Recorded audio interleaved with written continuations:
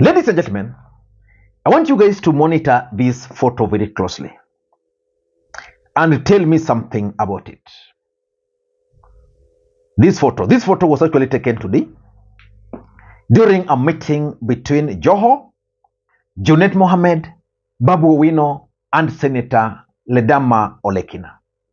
And let me ask you, who would you want to join this team? Because for me, I would want to see Edwin Sifuna join this team and Caleb Amisi. Who else would you want to see this team? Let me read for you what Ali Hassan Joho posted after this meeting. Ni sisi tumemaliza mkutano, chama iko imara, which means from Ali Hassan Joho, who is the leader of the group because he's the deputy party leader, it means they discussed ODM as a political party. And the question then is this team the future of ODM party? And of course, if you've been following the politics of this country, you should have noted that after the last election, Ali Hassan Joho and Junet Mohamed took some break from politics. Then early this week, they made an appearance during Raila Odinga's event in Wajir. And from their speeches, it was clear that these two men were making serious political comeback within ODM party. Si ametosha. Pia nataka niseme kitu chengine cha muhimu sana. Watu wamezungumza mambo ya kurithi Raila Amolo Odinga. Watu wamezungumza mambo ya nini? Kurithi Raila Amolo Odinga. Ile mimi nataka kusema hapa kama Hassan Ali Joho, ile kitu ambaye mimi narithi kwa Raila Amolo Odinga is the ideology ambaye amenifundisha kwa miaka yangu ya siasa, mawazo, mienendo, mwelekeo na uthabiti na ujasiri na usimba wa siasa. Si ndio? Watu wajue baba hakuna mali anaenda. Baba anaenda hadi, si ndio? Si huyu baba ni life member wa ODM. Si ndio member number 1 wa maisha wa ODM nani? Raila Amolo, na atabaki kuwa katika chama cha ODM. Ile kitu ambayo nataka niseme ya muhimu hapa, watu ya Wajir, nataka niwaulize, mnataka kuingia serikali ya mtaki 2027? Mnataka mtaki? Kama mnataka mnionyeshe na mkono namna hii. Mimi nataka niwaambie hapa mchana, usiku na mapema, watu waelewe serikali inayokuja mwaka wa 2027 ni serikali ya ODM. Na mambo ni mawili ama matatu pia, lakini ya muhimu ni mawili. Kama si Raila Amolo Odinga basi ni Hassan Ali Joho. Si namna hiyo? Mimi mtu ambaye naweza ondokea bila kuuliza maswali wala bi ni Raila Amolo. Una wasiwasi gani ndani ya ODM? ODM ni chama kubwa katika nchi yetu ya Kenya. Na hakuna chama kubwa kushinda ODM ndani ya Kenya. Iko chama yote. Waachana na hizi vyama vimeanzwa juzi hii, ambaye wanachukua tu mpira wanaingiza goal hata kama ni offside. Ile chama ambaye imesimama kwa uchaguzi ya 2007, 2013, 2017, 2022 ni chama gani? Sasa mimi nauliza, kama baba yako anasafiri, anaenda safari nchi nyingine ngambo, hata ya mwaka moja mwaka mbili, si kuna vijana wanabaki kwa boma wanalinda boma? Ama sisi hatutoshi? Hakuna mtu anaweza ingilia ODM. ODM itabaki kama ODM, na mimi niko na hakika ODM will form government in 2027 inshallah. Na hakuna wasiwasi hiyo. Mtu asikutishi ati baba yako amesafiri. Baba anasafiri sana, rudi. Wangapi wa baba yao hapa wako Nairobi? Nione kwa mkono. Si kuna wengi hapa baba yao amesafiri wameenda Nairobi kutafutia wa chakula, kutafuta mavazi. Si mwisho atarudi kwa boma. Sasa shida ni nini? Kama baba yangu amesafiri, ameenda Addis Ababa, basi atarudi tu, Mungu akikubali. Si atarudi. Sasa hakuna wasiwasi. ODM itakaa kama ODM, itakuwa na nguvu. Tuko na deputy party leaders wawili, tuko na minority leader, mimi niko hapa fundi ya mkono. Hakuna pali ODM itaenda. ODM ndio itakuwa chama kubwa zaidi katika taifa letu. Hiyo ndio hakikisho ambaye nitatoa nikiwa Wajir leo. And of course, Babu Owino had hinted at this particular meeting, which means this meeting was intended to achieve a specific political objective. Kalonzo ametusaidia. Kalonzo alitushikilia 2013. Kalonzo akatushikilia 2017. Kalonzo akatushikilia 2022. Kalonzo pia anaweza fanya kazi. Baba akiamua ni Kalonzo, hakuna shida. Manake amekuwa na sisi, amekufa na sisi. Na yeye pia apewe heshima yake. Mimi naweza chukua hiyo direction. Manake kwa viongozi wenye wako. Ukiwaangalia vizuri, mimi naona Kalonzo ako mbele yao. Ukiniuliza. Sasa mimi naona tukikaa chini, kiongozi kama Joho, tuone venye tuna negotiate mambo venye taenda hapa. Ndio.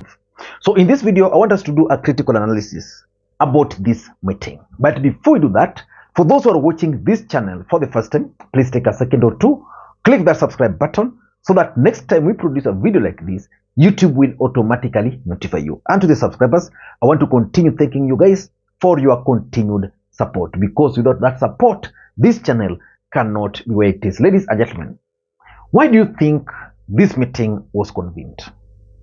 And what was the objective of this particular meeting? Because you all know that Raila Odinga has already declared his interest of becoming the next chairperson of the African Union Commission. And Raila Odinga has already handed over the leadership of ODM party to Hassan Joho and Wycliffe Ambetsa Oparanya. So what do you think was the objective of this particular meeting? In my view, the meeting was intended for the following objectives. Number one, this group is actually positioning themselves ahead of Raila Odinga's move to African Union Commission. There is the NADCO report. NADCO report is making certain proposals. One of the proposals is the creation of the office of the official opposition leader. That office will have 2 deputies. And because Raila Odinga will be out of the country, it means Raila Odinga will not serve in that capacity. So there's already 2 schools of thoughts. That in the absence of Raila Odinga, ODM party should produce the official leader of the opposition, because ODM party is the majority. Which means in that case, the choice is going to be between Hassan Joho and Wycliffe Ambetsa Oparanya. And my thinking is that the choice, if it were to be at that level, would be about who will be able to convince majority of members of parliament to their side. And I'm looking at this meeting as part and parcel of that strategy. And of course, in a situation where they will agree that Raila will not be taking that role because he's heading out to Ethiopia, then the guy who will take over is Kalonzo Musyoka. And even if that were to happen, it would mean that still there were going to be 2 deputies. And of course, ODM will have to get 1. But who from ODM party will be entitled to become the deputy leader of the opposition? Can only be 1, either Joho or Oparanya. So I'm looking at this meeting as part of that strategy. Remember the other day I was telling you guys that the person, for example, if Kalonzo Musyoka wants to become the president of the Republic of Kenya, he needed to pick either Babu Owino as his running mate or Edwin Sifuna. And I explained that he must do that because for him to become the next president, he must consider the ODM party. So for me, it's about positioning for the office of the official opposition leader. And I mean, even out of that, if ODM were to continue and say they were to produce a presidential candidate, Hassan Joho declared that he was going to run for the presidency. If that were to happen, then it means they must also position themselves. And assuming ODM and Raila will agree that they are supporting Kalonzo Musyoka, then the deputy president must come from ODM party. I've always told Kalonzo that. So the idea of Eugene Wamalwa is neither here nor there, because you can't ignore ODM as a political party. So the truth is, this team are positioning themselves that in case Raila Odinga is not in the picture, then whether it's the office of the official opposition leader, whether it's the running mate, their camp will be able to win. For me, that is significant. Number two, it's about ODM leadership post Raila Odinga. You see, the moment Raila Odinga will leave the country, it would mean the ODM will have a power vacuum.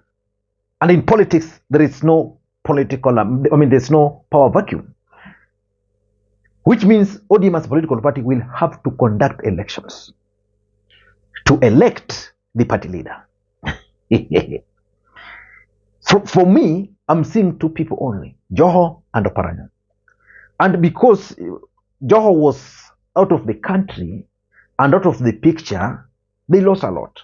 So I think they want to do a catch-up to try and position themselves in readiness for a party election, because I'm seeing party election coming up shortly. So it's about that leadership within ODM party. Who is going to become the next leader of the ODM party in case Raila Odinga decides to go to African Union Commission? So very, very important. Number three is that there is clearly emerging factions within ODM party. If you are keen, you'll be able to see it. Let me just explain a bit.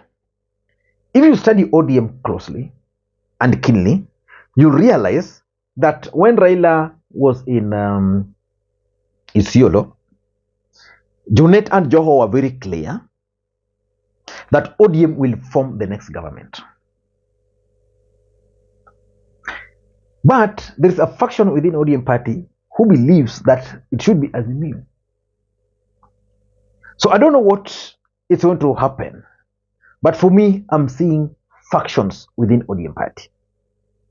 And I can clearly tell that there is this faction of Young Turks, which is going to emerge from this meeting. I'm expecting them to hold another meeting with more groups to their side and probably start moving around the country. I've been in ODM. I know how Babu, Joho, Nanok, and the rest started that ODM fresh, which almost took control of ODM party.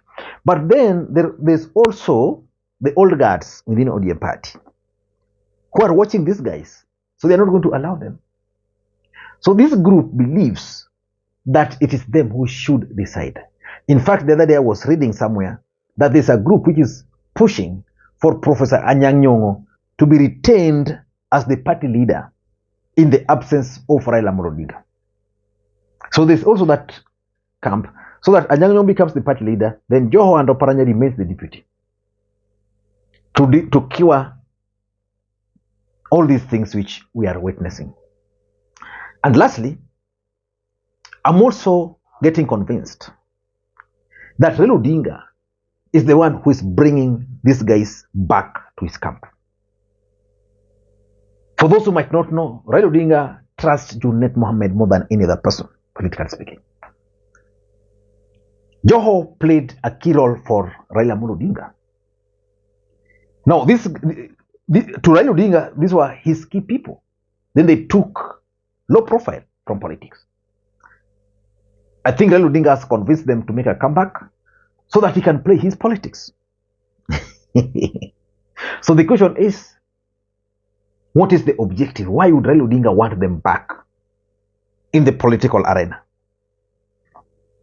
So a lot of things are going to unfold as we move forward. For now, let us end it at that stage. Until next time, this is Lee Makwiny. Bye-bye.